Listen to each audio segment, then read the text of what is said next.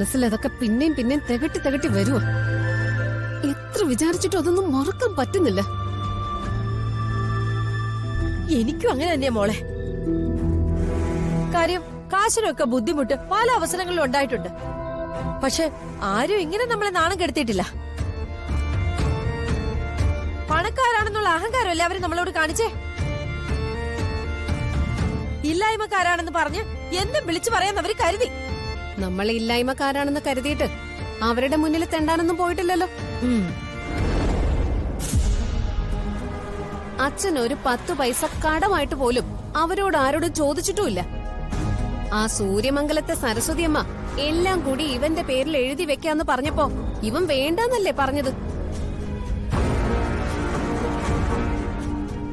എന്നിട്ടാ പിച്ചക്കാരെ പോലെ അവർ നമ്മളെ ആട്ടി ഇറക്കിയത്.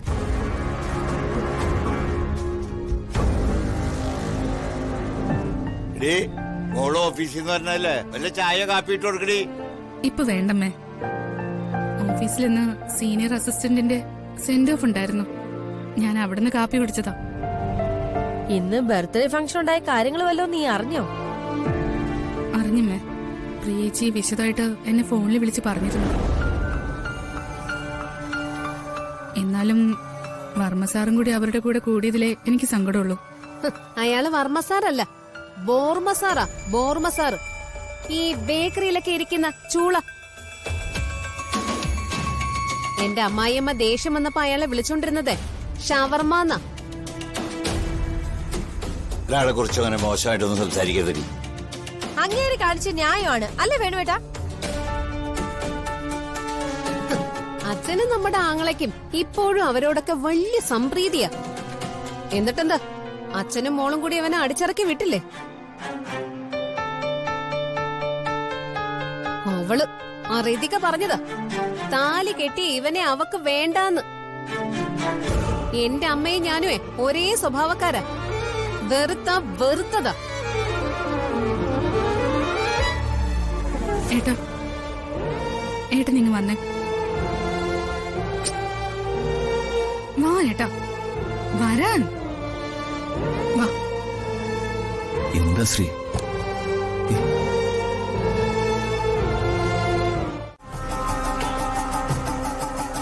എങ്ങോട്ട് പോവാന്ന്?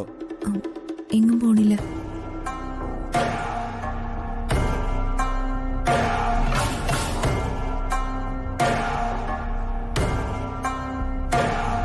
ചേച്ചി, ദീപകിനോട് അവന്റെ ഭാര്യയോട് ഇങ്ങോട്ട് വരാൻ പറയും. ദീപക്കേ, എടാ ദീപക്കേ. ആ അമ്മേ. നിന്നെയും നന്ദനെയും ദേ വല്യമാവൻ വിളിക്കുന്നു. വേഗം ഇങ്ങോട്ട് വാ. ആ ദാ വരുന്നു. എന്താ കാര്യം പ്രതാപ? എനിക്ക് അവരോടാ സംസാരിക്കാനുള്ളത്. അവര് കേട്ടെ.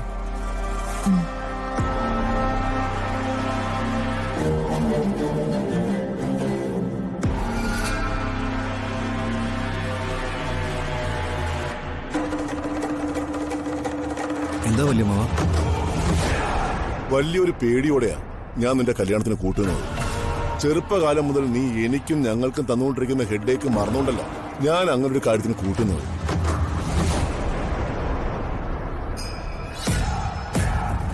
ഒരു ചെറുപ്പക്കാരൻ നന്നാവുകയാണെങ്കിൽ എങ്ങനെയെങ്കിലും നന്നായിക്കൊണ്ടെന്ന ഒരൊറ്റ വിചാരം കൊണ്ടാണ് ഈ കല്യാണം നടത്തിയതും നിന്നെയും ഇവിടെയും ഇവിടെ താമസിപ്പിച്ചിരിക്കുന്നതും.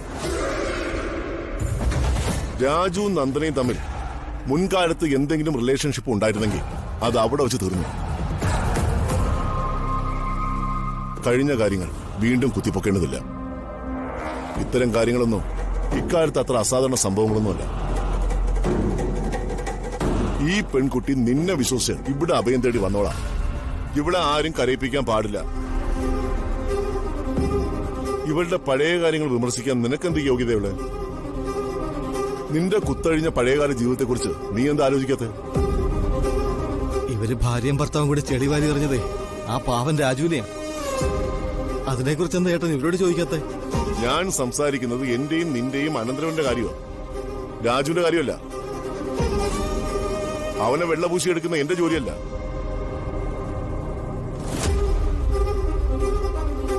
ഇന്നലെ നീ ഒരു അല്പം മനസമാധാനം പാലിച്ചിരുന്നെങ്കിൽ, ഒന്ന് ക്ഷമ കാണിച്ചിരുന്നെങ്കിൽ ഇവിടെ ഇത്രയും പ്രശ്നം ഉണ്ടാവില്ലായിരുന്നു. ദീപു അങ്ങനെയൊക്കെ ചോദിച്ചപ്പോ ഞാൻ പരിസരം മറന്നുപോയി വല്യമ്മാവ. എന്ത് പറയണമെന്ന് എനിക്കറിയില്ലായിരുന്നു.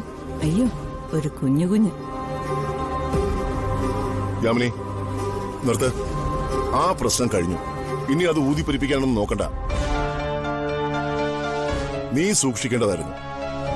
നീ കൺട്രോൾ വിട്ട് പെരുമാറാൻ പാടില്ലായിരുന്നു. എനിക്ക് അച്ഛനില്ലല്ലോ.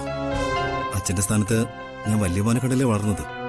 വല്യമാവൻ പല കാര്യങ്ങളിലും ഇങ്ങനെ പൊട്ടിത്തെറിച്ചാ ഞാൻ കണ്ടിട്ടുള്ളത്. അറിയാതെ ആ സ്വഭാവം എനിക്ക് വന്നു ചേർന്നത്. നിർത്തറ.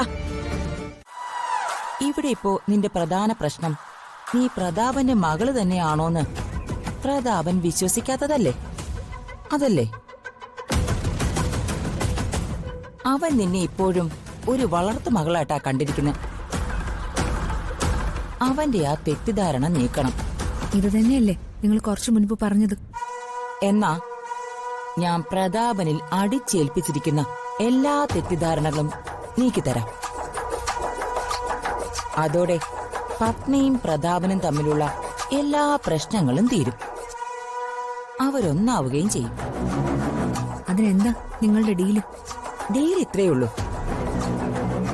പത്നിയും പ്രതാപനും നീയും ഒരുമിക്കുന്നതിൽ എനിക്ക് സന്തോഷമേ ഉള്ളൂ. പക്ഷേ നിങ്ങൾ ഒരുമിക്കുമ്പോ ഞാൻ സ്വാഭാവികമായും ഈ വീട്ടിൽ നിന്ന് പുറത്താവും. ഞാനങ്ങനെ പുറത്താവാതിരിക്കാൻ വേണ്ടി ഈ വീടും മറ്റു പ്രോപ്പർട്ടികളും എന്റെ പേരിലേക്ക് എഴുതി തരണം.